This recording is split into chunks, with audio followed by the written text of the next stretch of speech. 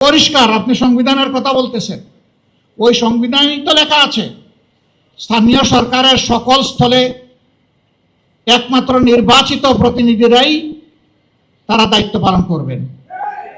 তো এদেরকে কে নির্বাচন করলো? এরা দলীয় আনুগত্যের ভিত্তিতে বিভিন্ন জায়গায় লোকদেরকে বসিয়ে দেওয়া হচ্ছে, জাতির গাড়ে চাপিয়ে দেওয়া হচ্ছে। আমরা এগুলো মানি না। আপনি সংবিধানের এক অংশ মানবেন, আর এক অংশ মানেন না, ভারী মজা। একটা অর্ডারের ভিত্তিতে দুইটা ভোট একই দিনে হয়েছে। আপনি গোশত মানেন কিন্তু জুল খাইতে রাজি না।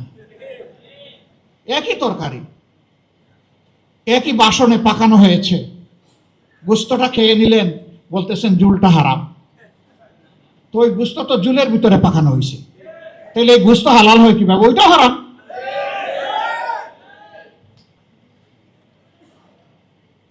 জনগণকে এত বোকা মনে করার কারণ নাই, জনগণ সব বুঝে। হ্যাঁ, আপনারা মানবেন, তবে সহজে মানবেন না, আমরা বুঝতেছি।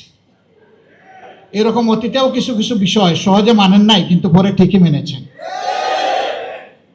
আমরা নিজের জন্য, কোনো দলের জন্য এই কাঠামোগত পরিবর্তন আমরা চাচ্ছি না, সংস্কার চাচ্ছি না। আমরা 18 কোটি মানুষের জন্য চাই। গণতন্ত্রের এসেন্স, বিউটি, একটা দল সরকারে যাবে আর একটা দল বিরোধী দলে থাকবে, এই দুই দল মিলেই জাতিকে সামনে এগিয়ে নেবে।